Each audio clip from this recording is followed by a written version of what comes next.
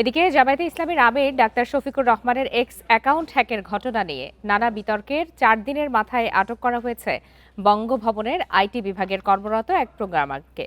প্রাথমিক জিজ্ঞাসাবাদে তার জড়িত থাকার প্রমাণ মিলেছে বলে জানিয়েছে ডিবি। জব্দ করা হয়েছে তার সব ডিভাইস। মহানগর ডিবি প্রধান জানান, মঙ্গলবার মধ্যরাতে রাষ্ট্রপতি কার্যালয়ে আইটি বিভাগে কর্মরত এক প্রোগ্রামারকে তার নিজ সরকারি কোয়ার্টার থেকে আটক করা হয়।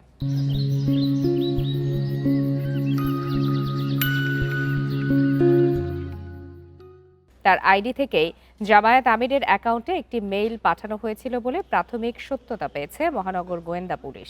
গত 31 তারিখ রাতে হঠাৎই জামায়াত আমির ডাক্তার শফিকুর রহমানের এক্স আইডি থেকে নারীদের নিয়ে একটি স্ট্যাটাস জন্ম দেয় ব্যাপক সমালোচনার। এমন প্রেক্ষাপটে আমিরের আইডি হ্যাকের দাবি তোলে দলটি। হাতিরঝিল থানায় করা হয় জিডি।